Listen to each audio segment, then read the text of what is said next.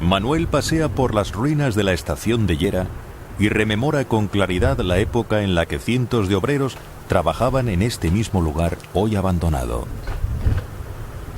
Este vecino de la Vega de Pas fue uno de los más de 1000 operarios que a lo largo de 18 años, entre 1941 y 1959, trabajaron en la construcción del tramo norte del ferrocarril Santander-Mediterráneo, el único de toda la línea que no se terminó.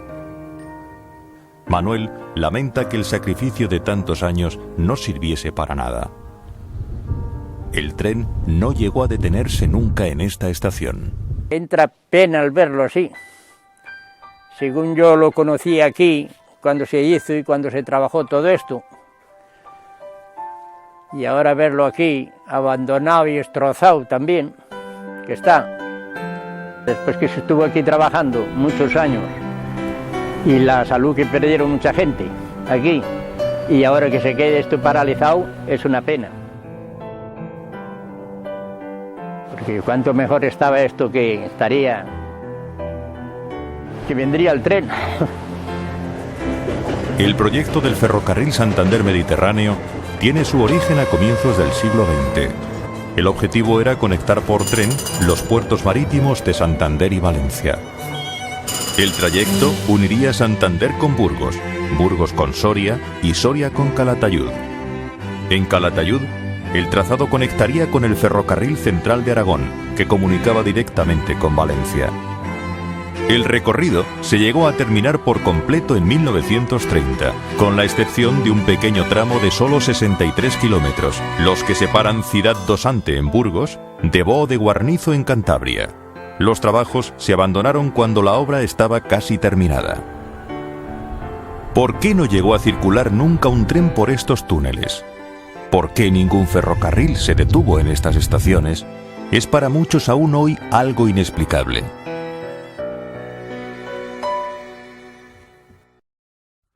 Las obras del Santander Mediterráneo comenzaron en el año 1925.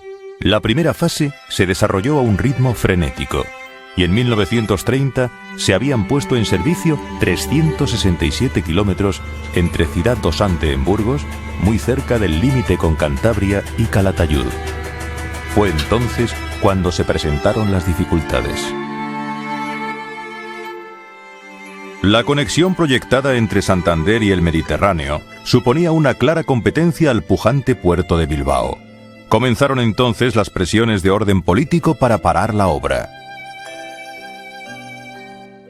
Un señor diputado de Bilbao llegó a la cartera de Obras Públicas creo que el primer año de la República, dijo que ni una peseta más para ese ferrocarril. Y no dijo para todos los ferrocarriles, sino para ese. Los trabajos se paralizaron en 1930, cuando solo quedaba pendiente el tramo para unir la línea ya construida con Santander. Faltaban solo 63 kilómetros. Las obras estuvieron detenidas 11 años. Finalmente, tras terminar la Guerra Civil, se reanudaron los trabajos en 1941.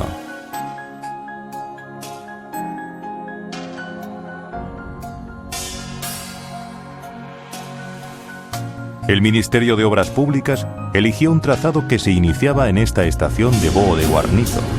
El tren partiría desde aquí y pasaría después por los pueblos de Sarón, Vega de Villacarriedo, Celaya y Vega de Pas, para atravesar finalmente la cordillera cantábrica a través de un gran túnel de casi 7 kilómetros, el famoso túnel de la Engaña.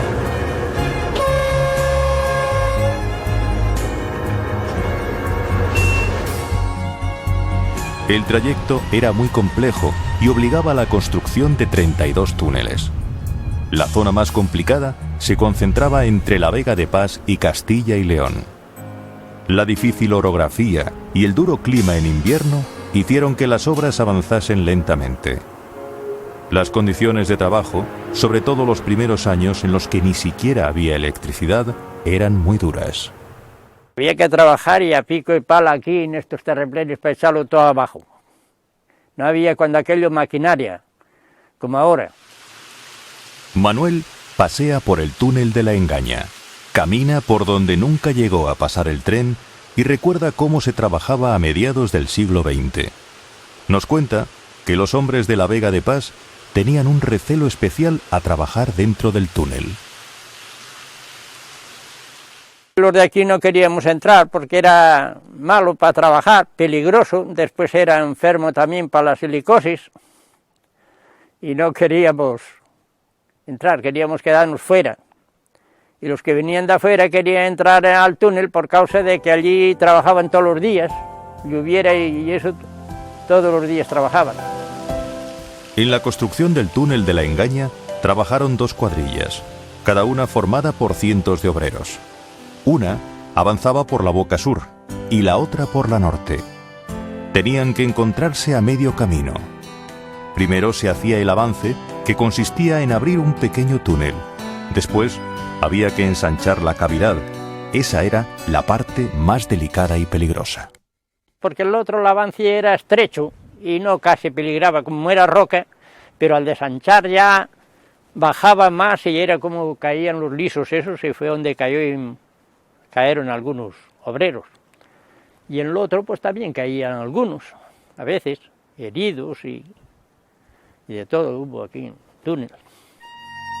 Pues hubo muchos que enfermaron, mucho, y algunos que murieron también, de algunos lisos que caían. Las obras del túnel de la Engaña costaron la vida a una veintena de trabajadores. Cientos resultaron lesionados y otros muchos enfermaron por el polvo que respiraban. Casi a 2 kilómetros había mucho polvillo de la piedra y mucho humo, y me salía a causa de eso. Yo digo, no, es primero la salud que el trabajo. Y me salí por eso, que había muchos aquí enfermó mucha gente aquí de los obreros. Los que estaban al túnel, de esos se enfermaron casi todos, o todos yo creo. Ese polvillo de las barrenas, ojo, eso se agarra como si fuera cemento. Durante las obras del ferrocarril, muchos hombres de la Vega de Pas trabajaron en la construcción del Santander Mediterráneo, mientras sus familias cuidaban del ganado. Fue el inicio de la figura del obrero mixto, que introdujo la disciplina laboral sujeta a un horario y sueldo fijo. La convivencia de ambas fuentes de ingreso, de origen ganadero una y derivada de las obras del ferrocarril la otra, demuestra que el modo de vida pasiego siempre ha estado atento al cambio y a la prosperidad económica. Las obras del Santander Mediterráneo tuvieron un importante eco en el pequeño pueblo de la Vega de Pas. Los trabajos contribuyeron a evitar el aislamiento de unos valles que deseaban abrirse al exterior. Toda cultura se construye en el diálogo, en el contraste de ideas.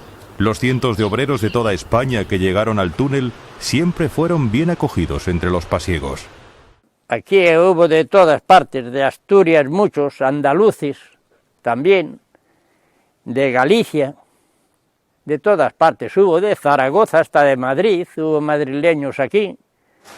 Claro, cuando aquello, pues ellos estaban acostumbrados a ganar nada casi, y aquí ya pues ganaban algo y disfrutaban. Y muchos, pues claro, mandaban allá, los que tenían la familia allá, pues les mandaban dinero. Pues de Andalucía, aquí en cuanto hacía frío, decía que pasaba mucho frío con la nieve. Y tenían también miedo hasta a los lobos aquí, que también los oía. Los mayores de la Vega de Pas aún recuerdan la importante repercusión que las obras del ferrocarril tuvieron en el pueblo. Fueron años prósperos para el valle. Venían a comprar a las tiendas y eso, la gente forastera, y vivían, pues muchos vivían arriba, otros por ahí en cabañas que arrendaban. Y claro, los que traían la mujer y hijos pequeños, pues arrendaban una cabaña y vivían por ahí y bajaban pues a las compras aquí, al pueblo. Los pasiegos fueron testigos de los años de prosperidad y también de la paralización del ferrocarril. Ha pasado mucho tiempo, pero no olvidan la fecha en que las obras del Santander Mediterráneo fueron interrumpidas y liquidadas. Fue en 1959. se nadó durante casi 2 décadas para morir en la orilla. Son varios los motivos que llevaron a la paralización de este último tramo, desde las presiones de grupos de poder del País Vasco hasta la escasa confianza de los gobernantes de la época en el ferrocarril. A finales de los 50 y principios de los 60, el transporte ferroviario no atravesaba su mejor momento y se cuestionaba su rentabilidad. La línea Santander-Mediterráneo no fue la única afectada. Hicieron las cosas de tal forma para destruir un ferrocarril, destruir este y muchos otros, ¿no? En España ha habido multitud de proyectos ferroviarios. Está el país lleno de antiproyectos y proyectos de ferrocarril. Y está lleno de túneles y puentes que nunca han servido para nada. Sembrado, literalmente sembrado. Resulta cuando menos paradójico que las obras se paralizasen justo cuando se terminó la infraestructura más importante de todo el ferrocarril, el túnel de la Engaña. Durante muchos años, el más largo de España, con sus 6.976 metros de longitud. Su construcción estaba estimada en poco más de 4 años, pero tardó 17 en acabarse. Fue una obra de ingeniería adelantada a su tiempo, un gran túnel con capacidad para 2 vías. Realmente se hizo muy bien el ferrocarril, muy bien. Es enormemente grande. Un solo tren ahí se pierde. No hay túneles iguales en el resto de Europa. Ningún. Todavía no. Incluso creo que es del tamaño más o menos del túnel de la Mancha. No hay mucha diferencia. De poco sirvió que estuviese terminado el túnel de la Engaña, o que se hubiesen acabado pasos subterráneos, estaciones, viaductos y otras grandes obras, como el espectacular muro de 32 arcos del complejo ferroviario de Llera. Las vías ni siquiera llegaron a colocarse.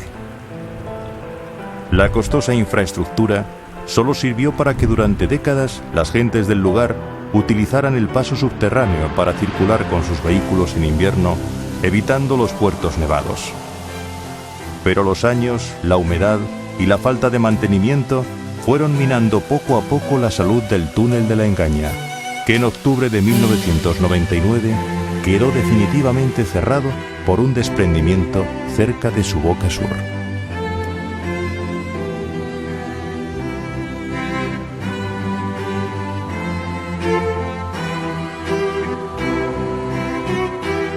Fue el triste desenlace a una gran obra, a un proyecto épico en el que participaron a lo largo de casi 20 años cientos de personas como Manuel.